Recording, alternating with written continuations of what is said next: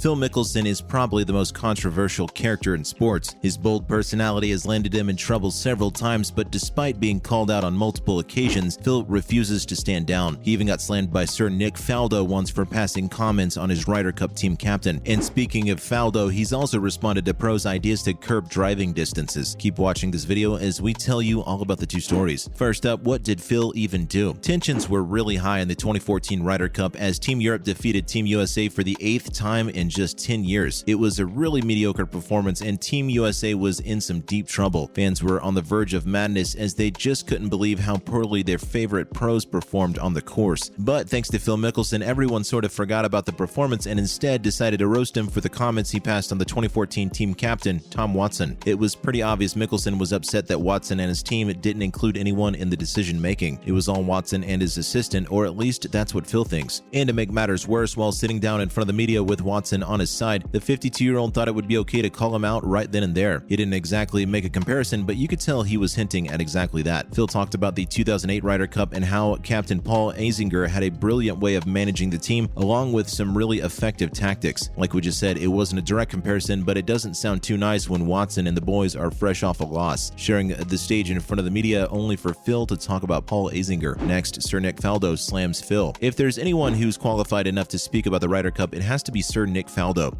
He easily goes down as one of the greatest Ryder Cup golfers of all time, and if you ask us, had the comments come from someone else, they probably wouldn't have stung Mickelson the same way. It's not like Sir Nick blew the situation out of proportion, he simply called things out as everyone saw them. Like us, Nick Faldo thought the things Phil said in front of the media should have been a private conversation. If you really had a problem with the way Watson managed the team and made decisions, he should have called him out then and there, instead of waiting for the end of the event to pass comments in front of the entire world. Maybe if he told the captain how he felt during the event, they might have actually had done better on the course. But no, Mickelson threw his captain under the bus in front of the entire world, and Sir Nick thought that was really disrespectful. That should have been a private conversation. Phil certainly doesn't respect Tom Watson. He threw his captain right under the bus. Like we said before, Faldo didn't make matters worse, but just pointed things out for what they really were. Even the fans thought what Phil did wasn't exactly classy coming from a professional golf player representing Team USA. And Nick making these comments isn't exactly a surprise either. The 65-year-old is known for voicing his opinions on serious matters, even if they're not popular. But he wasn't the only pro to call out Mickelson for what he did. Team Europe's 2010 winning captain Colin Montgomery also smacked the two-time PGA champion.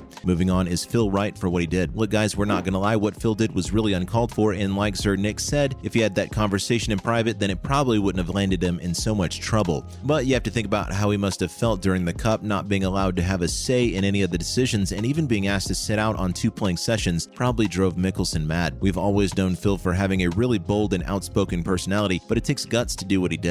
And don't get us wrong, the captain has the final say, but when you're playing with a team full of star-studded pros, there's a certain way of managing things. We're pretty sure the team would have been much happier if Watson just listened to his players and their suggestions. If you're walking around with your assistant all day making decisions on your own, then it's obviously not going to sit well with the rest of the boys, right? So yeah, Phil could have had the conversation privately, but we still got to hand it to him for having the courage to say what everyone else couldn't. Following up, let's see what you got. While weighing in on the whole distances debate, Scott Hens came up with a not-so-original idea of playing without tees. Sir Nick Faldo took to Twitter and responded to Scott by saying he came up with a similar idea a couple of years back, only to get shut down by pretty much everyone. But is playing with a tee really that big of a deal? Well, think of it this way. When you have to strike a ball 250 yards right off the deck, then having a tee might be pretty convenient. It makes things difficult, there's no doubt about it, but we also have to consider how it's used so extensively now. Getting rid of the tee overnight might take some getting used to. We're not saying this is what Scott or Faldo meant when they said playing without tees, but it seems like they think the game of golf is too easy now, because taking the tee out of play would only make it much more difficult. And sure, you might argue these guys are pros who could play the same way with or without the tee, but that really isn't the case. A tee is crucial to long-range shots. If there isn't a tee and you're having to drive off the grass, everything has to be perfect. The placement, the swing, the connection, everything. There's two sides to the coin here. It'll definitely be much more impressive to watch a golfer swing a mean and nasty driver to send the golf ball flying across 200 yards. But taking it away also means a single mistake could make the game much longer and even lead to frustration in some cases. Up next, Sir Nick isn't short on ideas. This isn't the first time Sir Nick Faldo has come up with an idea to make the game of golf tougher than it already is. On one occasion, he even said that reducing the size of the driver's face might also help, since pros would really need to hit it with the sweet spot. He actually came up with a really cool way to describe it. Faldo said reducing the size of the driver face would mean a sweet spot is truly a sweet spot for a pro, but with the current drivers, there's no such thing as a sweet spot, just a sweet face. Now, does it make sense why we said Sir Nick Faldo is clearly trying to make the game more difficult and competitive? And it's throwing a lot of of pressure back on the pros. Playing without a tee or playing with a smaller driver means pros will have to hit the perfect shot every single time or risk a mishit. Last but not least, Faldo's weird obsession with reducing the size of things. Is it just us, or has anyone else noticed how Sir Nick's solution to everything is just reducing the size? He wants the drivers to be smaller so pros have to hit the sweet spot, and after hearing Scott Hinn's idea of getting rid of tees, he disagreed and said it would be better if they made it smaller. The standard tee is generally about 2.5 inches, but there's really no limit on how big or small it has to be. We've seen some players use tees that are only 1.5 inch in length, while some have even used a 4-inch tee. But Faldo thinks that this is rubbish, and instead of giving players the liberty to choose which tee they want to use, it's better if the tour had only one standard size tee. A standard 1-inch tee would be allowed, but that's it. Honestly speaking, it's not exactly a bad idea. A 1-inch tee would make the game much more interesting. Being off by just an inch would pretty much result in a mishit, meaning pros would have to bring their A game every single time. Reducing the size of the driver and having a 1-inch tee is a no-go though. It leaves no margin for error, which sounds exciting but isn't. That's it from our side, folks, so what do you think? Do you agree with what Nick Faldo had to say about Mickelson's comments? And will getting rid of the tee or reducing the driver size make things more difficult and competitive? Let us know in the comments below. Remember, don't forget to subscribe to our channel and hit the like button for more interesting golf videos in the future. Thanks for watching, guys, and we'll see you next time.